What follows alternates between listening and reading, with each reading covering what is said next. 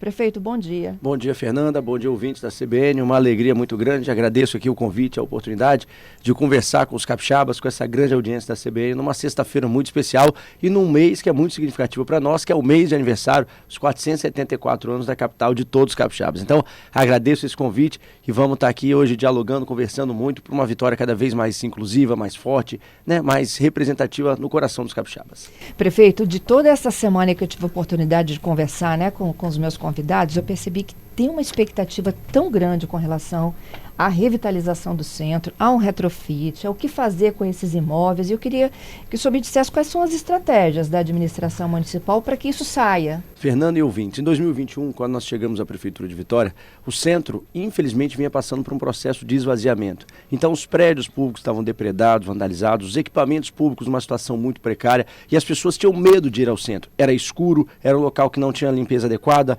tinha uma aparência de sujo.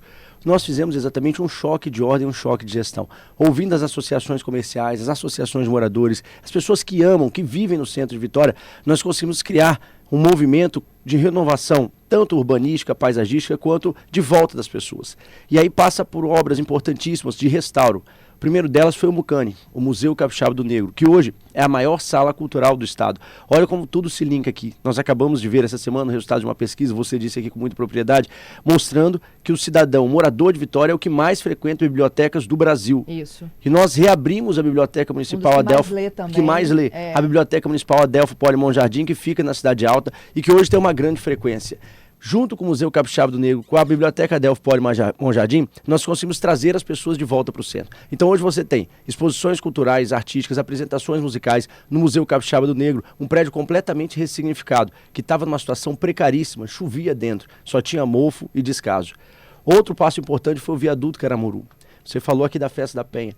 Todos se emocionaram quando passaram no Viaduto Caramuru. Tem uma orquestra se apresentando, artistas capixabas sendo valorizados, iluminação cênica. Isso tudo passou por esse processo de ressignificação do centro. Vencemos o primeiro objetivo, que era fazer as pessoas voltarem a morar no centro. Hoje, no centro de Vitória, nós não temos mais unidades habitacionais vagas, vazias. Então, hoje é uma disputa por locação ou compra de apartamentos no centro. Mas tem um levantamento que foi feito pela própria prefeitura que apontava mais de 200 imóveis disponíveis hoje, inclusive em condições ruins de conservação. Comerciais.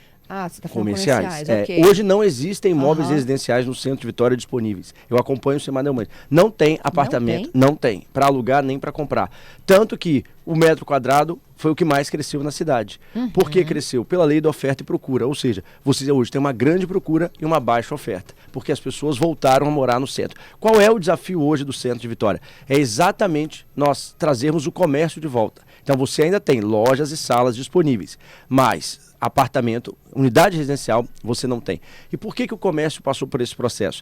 Quando os equipamentos públicos foram saindo de Vitória, você diminuiu a frequência de pessoas. E além disso, outros locais da cidade foram ganhando protagonismo, vida própria. Vou dar exemplo. No passado, o morador da Grande São Pedro comprava, ele exercia as relações de consumo, adquiria produtos e serviços no centro de Vitória. Hoje São Pedro é uma cidade. São Pedro hoje tem comércio próprio, tem vida própria. Então o morador de São Pedro, por exemplo, compra em São Pedro.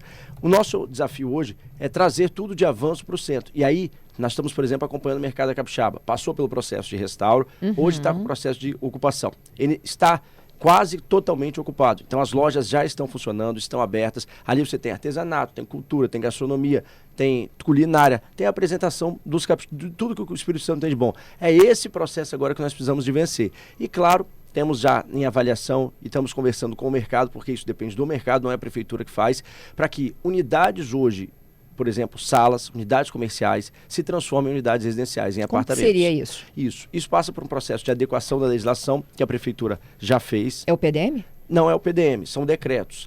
Você pode modificar através de decretos. Mas o mercado, obviamente, é quem vai dar esse termômetro. Então nós estamos nesse processo de convencimento do mercado para que o setor produtivo, para que os investidores compreendam isso e acreditem. E aí, Eles vão adquirir essas salas e vão transformar em apartamentos. E depois, obviamente, isso vai ser locado ou vendido, comercializado. Esse desafio hoje é o desafio que nós estamos vivendo. Então, eu preciso de uma construtora que pegue um prédio comercial e transforme ele em habitação. Exatamente. Tá. E aí você vai transformar aquela sala, que é uma sala comercial, de advogado, de dentista, de profissional, em uma casa, um apartamento, em um estúdio ou um apartamento de 2, 3, 4 quartos. Depende aí da engenharia. A engenharia hoje tem muitas soluções para isso. Esse é o desafio atual do centro. Por quê? Existe demanda de moradia. As pessoas querem morar no centro. Esse processo de ressignificação deu certo. Os investimentos que a prefeitura levou junto com as pessoas, ou seja, as entidades culturais, as pessoas, o movimento social, tudo isso hoje está muito vivo no centro. Essa semana mesmo, na terça-feira, eu caminhei pela manhã no centro de Vitória, exatamente para identificar onde nós podemos ser mais presentes, onde nós podemos melhorar, onde precisa de correção. E existe um grau de satisfação muito elevado das pessoas. As pessoas estão com a autoestima alta e estão felizes de morar no centro. E havia, Fernanda, uma grande demanda de educação. Muitas famílias saíam do centro porque não tinha escola para os filhos. Nós estamos no processo de construção agora, vamos inaugurar em breve, se Deus quiser, já está bem avançada, uma nova escola no centro de Vitória para atender todo esse fluxo de pessoas. Por quê? As CMEIs, as creches, dão conta, nós temos número de vagas suficientes, mas o ensino médio, infelizmente, nós não tínhamos vagas suficientes. Então, a partir de agora, nós vamos inaugurar uma escola que já está em construção bem avançada no centro de Vitória, para que as famílias não deixem o centro por essa questão. Muitas famílias foram embora do centro. Onde fica? Porque fica ali na rua Loren Reno, no antigo Americano Batista, próximo ali ao Parque Moscoso. Lá vai ser ensino médio ou fundamental? Ensino médio. Ensino médio? Isso aí. Então, e tem vagas disponíveis também para fundamental no centro? Também porque tem. As creches atendem o infantil. Também tem, isso. Também tem. Então, assim, nós vamos vencer esse gargalo, né, para poder entregar a educação de qualidade para que as famílias permaneçam no centro. E aí, elas não vão precisar mais migrar, porque muitas famílias foram embora porque não tinha vaga suficiente para os seus filhos. Isso vai ficar para trás e nós vamos garantir que eles possam permanecer no centro. Então, é um conjunto de investimento, é um conjunto de fatores. E, naturalmente, agora, o próximo passo é a adesão do mercado. E é isso que nós estamos buscando. Ou seja, que o mercado acredite e, de fato, adquira essas lojas, adquira essas salas, e transforma em unidades residenciais. Tem algum incentivo fiscal para isso, prefeito? Tem incentivo fiscal em relação ao ISS. A alíquota do ISS no centro de Vitória é de 2%. O restante da cidade é de 5%. Isso também ajudou muito no processo de ocupação, reocupação dessas, principalmente, salas e lojas. Isso é um movimento crescente, ou seja, as pessoas estão acreditando no centro. Basta ver o movimento que nós temos, por exemplo, aos finais de semana. Hoje o centro é vivo aos finais de semana. Você não vê mais aquelas cenas, né, de abandono, de descaso, de escuridão, ou seja, é um processo contínuo que vai acompanhando e você vai vivenciando. Vou dar um outro exemplo para você. A Praça Ubaldo Ramalhete, ali no coração do centro. A Praça Ubaldo Ramalhete hoje, ela é completamente lotada. Então você tem crianças todos os dias. Finais de semana eu nem vou... o nível de frequência chega a extrapolar. Mas assim, você vê a praça viva, as pessoas acreditam, você tem os idosos frequentando, você tem as crianças, você tem a melhor idade e os adultos, ou seja, você tem um clima de harmonia e paz social que nós conseguimos construir junto com a sociedade. Isso é uma vitória para a cidade, né? É um presente para a cidade, que eu digo assim, o centro vivo, forte, pujante, é um presente para os capixabas. O processo agora é transformar essas salas que estão desocupadas hoje em unidades residenciais, em apartamentos. É o próximo passo. Prefeito, além do ISS, né, as políticas de retrofit, elas envolvem também outros benefícios, né, para que as pessoas migrem para lá. É IPTU? IPTU. O retrofit, quando a unidade adere, quando o prédio adere ao refit, ele tem isenção de IPTU. Ou seja, qual é a ideia? Ele usar aquele dinheiro que seria do IPTU e que ele iria pagar o IPTU para o retrofit. Praticamente é um custo zero, porque ele investe o dinheiro e depois ele investe o recurso e ele não paga o IPTU. Ele abate depois? Ele abate do IPTU. Então você garante que esse investimento, claro, ele melhora a cidade como um todo, mas ele não tem um gasto a mais, né? O dinheiro do IPTU ele usa para o retrofit. E aí a cidade avança, cresce e embeleza, assim. É muito bonito ver essa construção. Principalmente quando o retrofit ele se efetiva, você tem uma transformação social, né? As pessoas têm um sentimento de pertencimento, de autoestima e de valorização. É esse o processo que nós estamos tracionando, que estamos vivenciando hoje. É um processo contínuo, como eu disse lá atrás. Começou no Viaduto Caramoru, passou pelo Museu Capixaba do Negro, passou pela reocupação do Parque Moscoso. Ontem, coincidentemente, por exemplo, eu almocei no Parque Moscoso.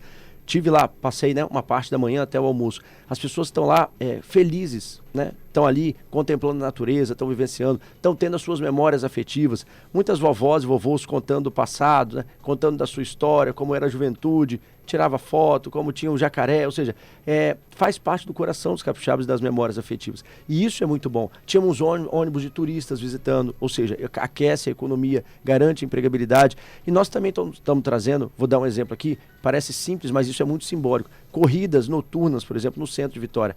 Os mais jovens que não vivenciaram essa relação com o centro têm a oportunidade, durante a corrida, contar ou recontar a história do centro. Então, essas corridas, por exemplo, geralmente elas terminam ou começam dentro do Parque Moscoso. E aí você vai passando pelos movimentos culturais, você vai passando pelos espaços públicos e sempre tem alguém da prefeitura, né, um colaborador, para explicar o que é aquilo, da onde veio, como surgiu, qual é a origem, o que significa. E muita gente, por exemplo, vou dizer aqui, talvez da geração mais moderna, mais jovens, que não conheciam essa história, passam a conhecer nas corridas. É esse processo, Fernanda, de pertencimento. O fundamental o capixaba precisa conhecer profundamente a sua história para entender. E esse processo de reocupação, de ressignificação, hoje está vivo. Isso é o mais importante. Ele é contínuo, claro, não é do dia para a noite, mas ele está vivo e ele está sendo tracionado fortemente. Ele tem vazão de ações, ou seja, as ações acontecem. Lourenço vai continuar comigo aqui, eu só vou para o Repórter CBN e volto em um minutinho, já com a pergunta e sugestão aqui do Wellington. Ele é da época das fórmulas do automobilismo na cidade de Vitória.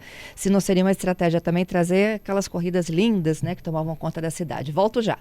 10 horas e 35 minutos, fomos às informações da Rede CBN, já estamos de volta com o nosso CBN Vitória, informações aqui do Espírito Santo, e hoje a gente fala sobre a cidade de Vitória, fechando a semana dos 474 anos, né, da capital capixaba. Prefeito Lourenço Pasolini é um dos meus convidados aqui de hoje, está ao vivo conosco, com transmissões inclusive de áudio e vídeo pelo YouTube de A Gazeta do ES. A sua pergunta é muito bem-vinda. Eu deixei aqui antes do Repórter CBN uma sugestão do ouvinte Wellington, lembrando dos campeonatos de automobilismo que Vitória sediava, isso lá na década de 1990.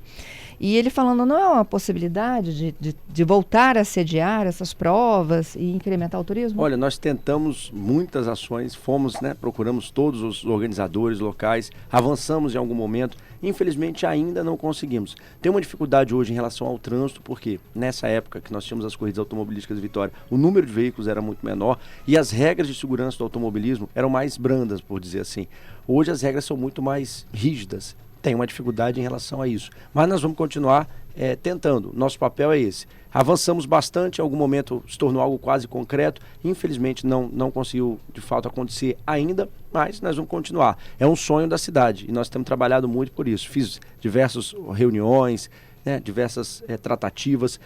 A coisa fluiu, mas ainda não se concretizou. É o nosso dever, nosso trabalho, é continuar com esse diálogo permanente com as organizações, com a Confederação Brasileira do Automobilismo, para tentar viabilizar essa retomada do circuito de rua. É a Mônaco brasileira, é um charme que nós temos, é um sonho nosso fazer, mas ainda, infelizmente, ainda não se tornou realidade. Mas vamos continuar perseverando muito e dialogando muito para concretizar essa prova de volta ao circuito de automobilismo na capital do Espírito Santo. O Rodrigo, ele é corretor de imóveis, está nos ouvindo lá no YouTube, assistindo, Opa. Né? Ele está dizendo o seguinte, prefeito, como é que é essa contagem aí de que não há unidades habitacionais disponíveis? Porque ele disse, olha, enquanto corretor eu sempre encontro.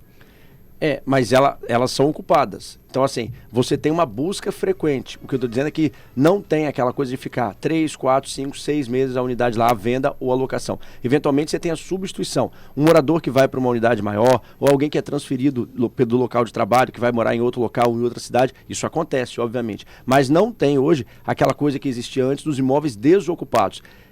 Quase que sistematicamente, quando há uma abertura ou quando há uma transferência de uma família ou um morador sai, outro já entra.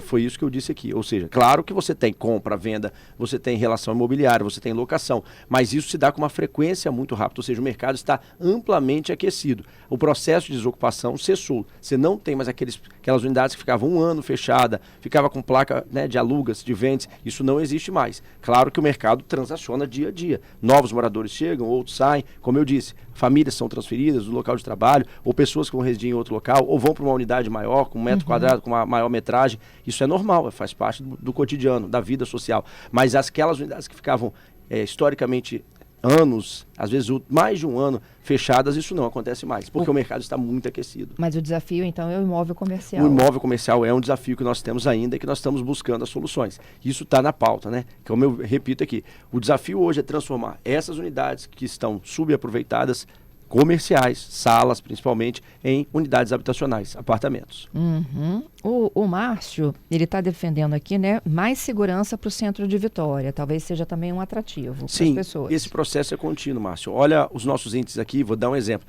Nós tivemos redução de 50% nas mortes violentas na cidade. A única capital do país que atingiu esse nível. É muito significativo. Esse processo de reformulação da guarda, esse processo de investimento em tecnologia da informação. Ontem, coincidentemente, eu estava lá na Central de Comando e Controle, no CIOM, no Centro Integrado de Operação Municipal, exatamente acompanhando o trabalho da Guarda Municipal. Todos os dias são efetuadas prisões em flagrante e cumprimento de mandado de prisão. Ou seja, as pessoas que infelizmente ainda insistem em delinquir, os criminosos, hoje, entre as pessoas que estão no crime, lamentavelmente, já existe um jargão de que se eles vierem à Vitória, eles serão alcançados, eles serão pegos, eles serão presos. Porque nós temos um processo de tecnologia muito robusto, muito forte, e nós temos a completa integração. A Guarda de Vitória é a única que tem mesa, que tem assento no Centro de Operações, né, no CIODES, ou seja, no Centro de Operações de Defesa Social do Estado, né? Então, essa guarda é uma guarda muito robusta. Hoje você tem uma guarda completamente reformulada, uma guarda única. Acabou aquela dicotomia, aquela divisão. Só você, morador de Vitória, o Capixaba, se lembra? Você tinha um segmento da guarda que só cuidava do trânsito e outro só da parte comunitária. É isso. Tá? Isso gerava uma disputa interna, ou seja, enfraquecia a guarda e precarizava a prestação de serviço à comunidade, ao cidadão, ao morador. Hoje a guarda é única. Todos fazem um trabalho coletivo. Isso deu um gás muito grande à Guarda Municipal. Hoje a Guarda de Vitória é exemplo do Brasil. Não à toa, nós temos prisões no exterior. Imagina isso, a Guarda de Vitória já prendeu criminosos fora do Brasil. Como assim? Em ações integradas com a Polícia Federal. A Guarda de Vitória foi a primeira do Brasil a ter um convênio instituído formalmente, a trabalhar... Romu. A Romu também, junto com a Polícia Federal. Nós criamos a Romu... Ao FICO. Isso, exatamente. Estava tentando lembrar a sigla aqui. A nossa força-tarefa. Essa força-tarefa nasceu da integração inicial da Guarda de Vitória com a Polícia Federal. Foi a primeira do Brasil. Depois, nós convidamos outras agências que, obviamente, participam conosco. Mas foi a Guarda de Vitória, junto com a Polícia Federal, que criou esse modelo de gestão no Brasil. Um modelo dialogado de gestão democrática. Os resultados são extraordinários. E aí, quando você une isso, Fernando, por que nós alcançamos esse resultado? A Guarda é fundamental, a integração das forças policiais, Polícia Militar, Civil, Federal, Rodoviária Federal, todas as agências, Polícia Científica, Polícia Penal, mas o principal, eu digo assim, essas ações não podem ser só ações das forças policiais. No passado, você só via nas comunidades as forças policiais, que são fundamentais. E até eu sou, né, oriundo da Polícia Civil, sou delegado de polícia de carreira, defendo muito as ações policiais. Mas não pode ser só isso. E essa é a grande diferença do modelo de Vitória. Nós entramos na comunidade ao mesmo tempo com as forças policiais, com a Guarda Municipal, levando educação em tempo integral, levando ações de arte, levando diálogo, levando ações culturais, levando assistência social, colocando comida na mesa das pessoas, levando dignidade. Assim nós conseguimos vencer essa chaga social, essa coisa ruim, né, de violência. Olha outro dado extraordinário. Nós estamos já no mês de setembro, nós não tivemos nenhum feminicídio em Vitória. Vitória já foi conhecido como a capital mais violenta do país e uma das que mais matava mulheres. Nós estamos em setembro, felizmente, graças a Deus, sem nenhum registro de morte de mulheres, sem nenhum feminicídio, sem violência de gênero. Isso é extraordinário, porque mostra que a sociedade está se conscientizando, entendendo que a paz social é importante, que o diálogo é fundamental, que as pessoas precisam, né, conviver socialmente. Isso muda uma realidade social. São essas ações conjuntas que fazem a grande diferença hoje no que nós estamos construindo. Porque é polícia, mas é polícia com a guarda, é polícia cidadã com investimentos e ações na educação, na assistência. Vou dar um outro exemplo, você vai lembrar muito bem aqui. Diversas vezes vocês noticiaram, ali na região de Andorinhas, aqueles tiroteios que praticamente eram diários, atingiam Jardim da Penha, atingia Pontal de Camburi, atingia o Barro Vermelho, passava sob a ponte da passagem. Quantos anos nós já não temos mais isso? Não por acaso, nós levamos uma escola em tempo integral exatamente para aquela região. E agora estamos chegando com a maior ação de investimento do turismo da história do Espírito Santo, que contempla a região de Andorinhas e Pontal de Camburi e Camburi, que é o canal de Camburi. Olha como a coisa se fecha. Aquelas pessoas que antes estavam no tráfico, que antes estavam no mundo do crime, hoje estão na expectativa de se tornarem empreendedores. Porque na porta da sua casa eles vão ter a oportunidade de comercializar bens alimentícios, gêneros alimentícios, bebidas, ou seja, chegou o investimento, chegou o desenvolvimento. E as pessoas querem estar do lado do bem. Às vezes não tinham oportunidades. E é o que a prefeitura está transformando a vida. Ou seja, você transforma o território, gera oportunidade. Essa obra especial, Fernanda, ela altera o eixo econômico do Estado do Espírito Santo. Por isso eu sempre ressalto e insisto. Ela é uma obra transformadora. É o maior investimento em turismo da história do nosso Estado. E olha como ela está linkada. Olha tem ligação das baías. Das baías. Tá. Tanto com a Beira-Mar, quanto São Pedro, quanto o Canal de Camburi e Andorinhas. Okay. E olha como ele é importante. Nós estamos aí em vias de chegar a 2034. E o capixaba vai sentir muito os efeitos da reforma tributária. Nós nos preparamos, planejamos e dissemos, olha, se nós ficarmos parados, inertes, a Vitória e o Espírito Santo todo sofrerá muito. As consequências podem ser graves. Nós temos que planejar o futuro. O que nós vamos fazer? Para onde nós vamos? Nós não temos um grande mercado consumidor. O Espírito Santo tem 4 milhões e 100 mil habitantes. É uma população trabalhadora, ordeira, pacífica, aguerrida. Mas que, se você considerar com os gigantes da federação, que estão ao nosso lado, Rio, São Paulo, Minas Gerais, mais um pouquinho a Bahia, nós não temos um número muito grande, né, considerando o número absoluto de moradores. O que nós temos que fazer? Atrair gente. Como que atrai gente? Com turismo. Então, a cidade se reformulou para atrair pessoas, para que nós tenhamos um mercado consumidor forte, porque o tributo, a tributação vai se dar sobre o consumo. Então, nós precisamos atrair pessoas, atrair turistas, para que eles venham aqui conhecer as nossas belezas naturais, para que eles venham conhecer tudo que o Espírito Santo tem de bom e que eles naturalmente vão consumir. Isso tudo fecha um ciclo e inicia um novo ciclo de desenvolvimento. E é nesse ciclo de desenvolvimento que nós estamos apostando. Então, assim, Vitória vai ser a capital turística do Brasil, porque as obras que nós estamos entregando, parte delas já concluídas, por exemplo, na Grande São Pedro, elas transformam o eixo, muda o eixo comercial do Estado e apresenta o Espírito Santo para o Brasil e para o mundo. Prefeito, inúmeras sugestões aqui. Olha, as pessoas realmente estão aqui defendendo o turismo, né, e a qualidade de vida. Um deles está dizendo assim, olha, os antigos campeonatos de remo na Baía de Vitória, a gente precisa de voltar. Aproveitando nisso, há essa possibilidade de venda, de fato, do prédio do Saldanha? Como é que a prefeitura está vendo isso? Uma parte do prédio é tombado, uma parte do prédio está preservada, já isso já é lei, está garantido, e outra parte é do clube. Me parece que a proposta oficial não foi apresentada, então acho que ficou só no campo da cogitação. Né? Não houve nenhum avanço em relação a isso. Foi uma cogitação, mas pelo que consta aí, pelo relatório, pelos fatos que, como estão apresentados aí à sociedade, me parece que não avançou, que não evoluiu. Então, eu acho que a situação vai continuar como está. Ali do Saldanha eu vou para o mercado capixaba. O que precisa de ser feito para colocar aquilo lá para ferver? Havia uma grande desconfiança no mercado. E aí, esse processo é um processo de convencimento. Então, eu dialogo pessoalmente com os comerciantes, a nossa equipe toda conversa com os comerciantes para buscar o melhor caminho. E hoje o que nós temos de notícia positiva, quase todas as lojas já estão ocupadas. Então, aquelas que eventualmente ainda não estão funcionando, já estão com o contrato assinado. Algumas outras estão em pré-contrato, pouquíssimas lojas ainda não estão nessa fase. O que é de positivo é que ele vai funcionar com a sua plenitude, 100%. O restauro era a parte mais difícil, né? Ele passou quase 20 anos, 21 anos abandonado, fechado, depois daquele grande incêndio. Nós conseguimos restaurar com uma obra extraordinária, que não é fácil, porque construir já é um desafio. Restaurar é algo assim, eu aprendi isso na prática, né? Vivenciando o dia a dia da obra com os trabalhadores. Cada cuidado que você tem, o zelo com cada parte, porque tudo é história, você não pode perder. Então nós fizemos essa reconstrução, esse restauro completo, e hoje o mercado entendeu que é importante. Então tem a aderência, né? As lojas estão funcionando, você tem comercialização de alimentos muito intensa no local. Esse final de semana especialmente eu tive lá, estava lotado. A cervejaria. Ou seja, tudo muito, uma frequência do público muito bacana, ou seja, as pessoas voltaram a acreditar e voltaram a frequentar. E acredito que esse final de semana agora, que se inicia hoje na sexta-feira, nós teremos novamente a lotação máxima. Tem um ouvinte aqui muito pontual dizendo assim, o risco do comerciante no centro é arrombamento.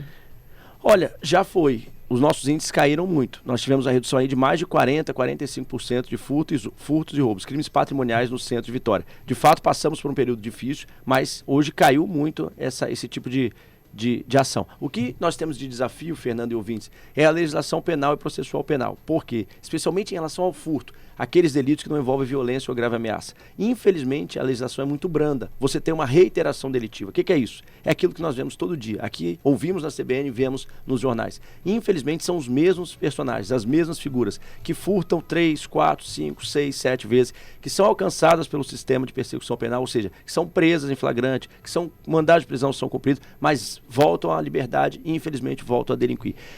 O nosso pedido, né, como cidadão, o nosso apelo é que, de fato, essa legislação seja revista. Ou seja, aquele sujeito que vive de crime, que reitera a prática criminosa, que é um criminoso quanto mais, que já praticou 3, 4, 5 furtos, ele não pode ter o mesmo tratamento que alguém que comete o delito pela primeira vez. E ele volta à liberdade, restabelece sua liberdade muito rapidamente. Qual é a lição que fica para ele? Que o crime compensa. Por isso a gente vê aquelas cenas em que o sujeito vai preso rindo, em que ele entra no presídio rindo, ou vai para o DML, são cenas do cotidiano capixaba, que ele ri, né, diante das câmeras, ele ri e fala, daqui a uma semana eu estou solto, ou amanhã eu estou solto, exatamente, no mesmo dia.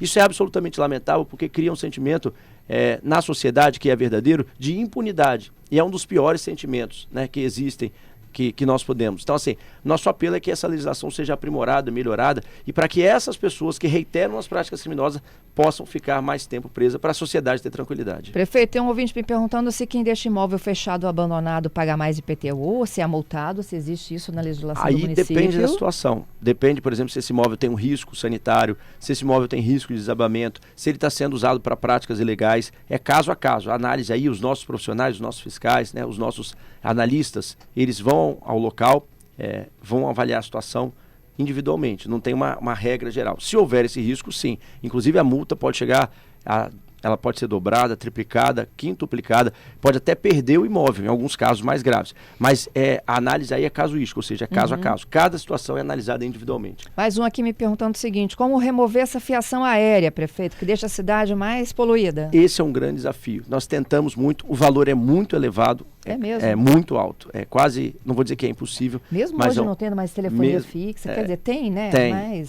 é porque também, quando a gente usa, por exemplo, a internet ou a telefonia móvel, claro que você trabalha aqui com as frequências, com as ondas, mas sempre tem uma herb, sempre tem uma estação radiobase. E essa estação também se comunica através de cabos. Então, e tem a questão da internet, né, residencial que você tem e comercial. Tudo isso, a maioria também se dá por cabos. Então, assim, é um grande dificultador. E hoje você tem um número de operadoras gigantesco, por exemplo, de TV por assinatura, de TV a cabo, de fornecimento de sinal de internet, e aí cada uma vai instalando o seu sinal. Recentemente a ANEEL e a Anatel firmaram uma resolução conjunta alterando algumas regulamentações em relação a isso. A cidade tem acompanhado e tem cobrado, ou seja, tem feito as suas ações, né, para melhorar tudo isso. Mas o nosso desejo era, claro, tirar esses cabos, esses fios da exposição. Infelizmente ainda não foi possível, mas nós vamos também continuar perseverando e tentando. Relógio da Praça 8. O relógio da Praça 8 tem uma notícia boa aqui. A peça está chegando do exterior. Ele foi vandalizado novamente, infelizmente. Isso é ruim, né, porque é algo muito simbólico para a nossa cidade, mas está chegando agora do exterior, em breve a peça já vai estar aqui, toda a manutenção, e se Deus quiser, ele vai estar funcionando. Tem prazo assim, eu não posso firmar o prazo, mas essa peça já saiu do exterior, salvo engano ela vem de navio, então ela vai estar chegando aqui para nós estarmos utilizando. Está aqui, ó. Então em breve está aí, olha lá. O 5 de agosto, o processo de reparo do caráter emergencial foi feito, o corretivo, então agora aguardar a chegada dessa peça que vem do exterior para que o relógio possa voltar a funcionar em sua plenitude. E aí, aproveitando o caminho, Costa Pereira, uma outra demanda aqui da semana, se ela vai passar por uma revitalização. A demanda maior que nós tínhamos era em relação à Praça Getúlio Vargas, que já está no processo final de restauro. Então a Praça Getúlio Vargas vai ganhar uma quadra, como a comunidade sempre sonhou, vai ganhar ampliação da sua área, como foi o desejo, né, dos moradores, das associações. Eu vou levar essa demanda, mas assim, o desejo principal era em relação a Getúlio Vargas. Os moradores, principalmente, pediam muito. E nós atendemos e já estamos finalizando esse processo de restauro, reconstrução da Praça Getúlio Vargas. Podemos avaliar também a Costa Pereira, mas ela está num estado de conservação assim, bem razoável. Acho que a demanda maior era da Getúlio Vargas, que vai ganhar uma nova vida e vai se tornar um ponto também de contemplação, porque ela vem junto com o processo da Beira-Mar, ou seja, nós vamos fazer a Getúlio Vargas e agora iniciando o processo de urbanização da Beira-Mar. A Beira-Mar, é importante dizer, Fernanda, ela vai ser a porta de entrada do centro de Vitória. Ela vai ser a apresentação da cidade, a apresentação do centro. Hoje ela só é um ponto de passagem. Você não contempla a Beira-Mar, você não para apreciar as belezas naturais. E olha o que nós temos, aquela cena das manobras dos navios ali, na rua Alberto de Oliveira Santos, ali no edifício Ricamar. Nenhuma cidade, ou pouquíssima cidade, para não ser leviano, pouquíssimas cidades do mundo tem, né? Quando você vê o navio entrar na Beira-Mar, você fala assim, ele vai entrar na faixa de circulação, no asfalto. Nós vamos criar ali um ponto de contemplação. Então, isso é legal, porque ontem quem estava aqui comigo foi a superintendente de operações da Veportes. Ela veio explicar essa manobra. Sim. Como é que o prático, ele ajuda o comandante do navio a fazer esse giro. E sim, teve muita repercussão, inclusive do ponto de vista turístico, como é que a gente aproveita essa foto. Hoje ela não é aproveitada para o turismo. E agora nós vamos ter o quê? Exatamente uma humanização da beira-mar. A beira-mar vai deixar de ser unicamente uma via de circulação de veículos para se transformar num ponto de contemplação da cidade. Ou seja, dali você vai avistar Vila Velha, dali você vai avistar a manobra de navio, dali você vai avistar o nascer do sol e você vai ter todo o mobiliário urbano preparado para isso. E em alguns pontos, inclusive, nós vamos avançar sobre a lâmina d'água, como nós fizemos na Grande São Pedro, como estamos fazendo no Canal de Camburi. Ou seja, você vai ganhar uma área a mais. E algo fundamental, ciclovia, que nós não temos hoje. Nós teremos uma ciclovia para as pessoas poderem pedalar. Você vai integrar. Muita gente vem de Cariacica, vem de Vila Velha e chega à nossa capital. E ali acaba que é uma disputa entre ciclistas e pedestres. Hoje tem ciclofaixa, né? Tem ciclofaixa, mas em alguns casos há um conflito, né? Até pela escassez de espaço. Nossa ideia e o nosso projeto contempla uma ampliação dessa área. E aí nós vamos delimitar a área do ciclista na ciclovia e separar a área do pedestre, de quem caminha, de quem pratica Cooper, ou seja, e daquele que vai lá contemplar. Porque ela vai se tornar um ativo turístico da cidade. Ela vai se integrar com todas essas obras que colocaram a cidade de frente para o mar. Muita gente questionava, e a maioria das pessoas que conhecem Vitória pela primeira vez, diziam assim, olha, mas como que pode uma cidade tão bonita, uma cidade, né, com um litoral tão bonito, crescer de costas para o mar? E era isso. Se você olhar historicamente, a cidade cresceu de costas para o mar. E nós viramos a cidade para o mar, para aproveitar todo esse potencial, em todos os lugares. Hoje a Curva da Jurema está ressignificada, a Orla de São Pedro está ressignificada, o Canal de Camburi, já estamos com esse processo bem avançado. Tudo isso cria um sentimento na cidade, né? Aquele sentimento então, de que... teremos um pier de contemplação ali, para manobra. Não, você vai ter deck. É um deck. Isso. Não é pier, é deck. É deck. E a arquibancada alagada. Até porque não tem como invadir a área deles, né? Você vai ter uma área ali, próximo ali à antiga Pisa, os mais antigos sabem, né? Onde você faz o retorno ali, próximo ao Colégio Salesiano. Naquela área nós vamos avançar um pouco mais sobre o mar, porque ali você tem um canal navegável maior. Ali sim, ali você vai ter um avanço maior, e aí você vai ter uma espécie de um pier ali, que vai possibilitar, por exemplo, atividade de pesca, pequenas embarcações, tudo isso. Nessa área, sim, nós conseguiremos. Mas ao longo de toda a avenida nós teremos a arquibancada alagável, ou seja, você vai poder colocar os pés, as mãos na água, vai ter o contato com a natureza, vai ter uma arquitetura urbanística que convide as pessoas a caminharem na beira-mar. E olha como vem, como isso tudo, Fernanda, gera o aquecimento do mercado, né? Após esse processo de lançamento da beira-mar, do edital da beira-mar, imediatamente o mercado imobiliário reage. E hoje você já tem projetos, ou já tem obras em execução de prédios, de construções na beira-mar. Exatamente por quê? Porque o poder público dá a infraestrutura e o mercado investe. E aí você gera centenas, milhares de empregos, você gera oportunidade de trabalho, você gera valorização imobiliária, ou seja, a cidade cresce como um todo. É essa coisa que precisa estar bem trabalhada, né? Quando o poder público vai bem e investe, a cidade inteira cresce. E é o que nós estamos vivenciando hoje, né, em Vitória. Prefeito, tem inúmeras outras sugestões aqui, já são 10 horas e 56 minutos. Voou o tempo.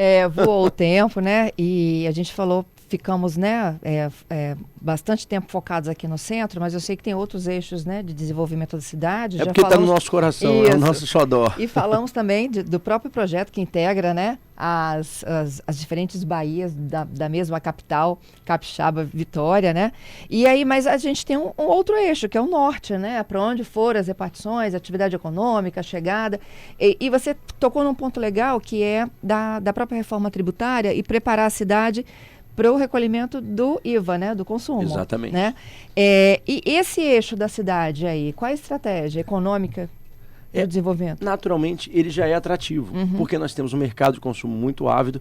Vitória hoje é a capital com a melhor, chamado capital humano. O que é isso? É a cidade do Brasil com o maior capital humano. É o índice de qualificação das pessoas. Isso atrai o setor produtivo. Então, naturalmente, Fernanda, ali nós temos um processo de reorganização. Como nós fizemos com o trânsito, como nós estamos fazendo com a mobilidade, o papel da prefeitura ali é mais de manter a infraestrutura funcionando, a logística, a urbanização e a zeladoria. E como que ela atrai? com essa valorização constante das pessoas. Por que nós temos, por exemplo, o setor de startup muito aquecido, o setor de tecnologia da informação muito aquecido? Exatamente pelo nosso processo formativo. Quando o mercado vê e vem uma pesquisa como essa por uma instituição tão séria como a CLP, que hoje afere, né, as gestões públicas do Brasil e é absolutamente independente, e é o ranking de maior credibilidade do país, quando Vitória se destaca lá em segundo lugar no país e primeiro em capital humano, naturalmente todo o mercado coloca uma lupa e diz, olha, eu preciso levar a minha indústria para lá, eu preciso levar o meu hub de inovação para lá, eu preciso estar em Vitória. Por quê? Porque a economia é muito aquecida, então você tem um mercado de consumo ávido por adquirir produtos e serviços, mas você tem um capital humano disponível exatamente para o setor produtivo. Esse é o maior atrativo que o Brasil hoje pede, né? Quando você fala toda hora, falta mão de obra qualificada. Por isso que a prefeitura investe muito na qualificação profissional, ela fornece cursos gratuitamente de alta complexidade. E a resposta foi essa, muito rápida. Hoje nós temos uma posição que não era tão compatível com a nossa realidade e estamos em primeiro lugar em capital humano no país. Isso por si só atrai. Então, ali o nosso papel é outro. É o papel de estar presente no dia a dia, de organizar, de manter a zeladoria e de continuar dialogando com o mercado. É isso. Prefeito, eu te agradeço mais uma vez a gentileza. Encaminho todas essas sugestões aqui para você, tá bom? Responderemos. Já acabou? Acabou. Olha, eu vou agradecer aqui a CBN por essa oportunidade, agradecer pelo carinho, pela receptividade, toda a equipe aqui, Patrícia, Dalberto, ao ouvinte que nos acompanha e desejar a você um final de semana abençoado, iluminado. Esse mês é muito especial, nós temos praticamente entrega todos os dias. Ontem, por exemplo, eu estava entregando lá em Tararé o CRAS, que é importantíssimo. Por quê? Nós temos que cuidar das pessoas mais vulneráveis, mulheres, vítimas de violência doméstica, as pessoas que estão numa situação, às vezes, né, de instabilidade social, que tem que ser cuidadas, amparadas e acolhidas. E é isso que nós estamos fazendo. Então, levando escola em tempo integral, como eu disse aqui, repito, essa tecla é fundamental. Vitória hoje é a capital educadora, é o exemplo, é o modelo de gestão pública educacional do país. Todos estão copiando. Digo isso com muita humildade, mas é real. Saímos de 4 para 41 escolas em tempo integral. Então, assim, é continuar acreditando no futuro, no horizonte, com planejamento, com organização. E esse mês é um mês especial que nós possamos continuar comemorando, celebrando esses avanços da capital e agradecendo a todos pela audiência e pela paciência. Então, muito obrigado a todos, um excelente final de semana e um forte abraço.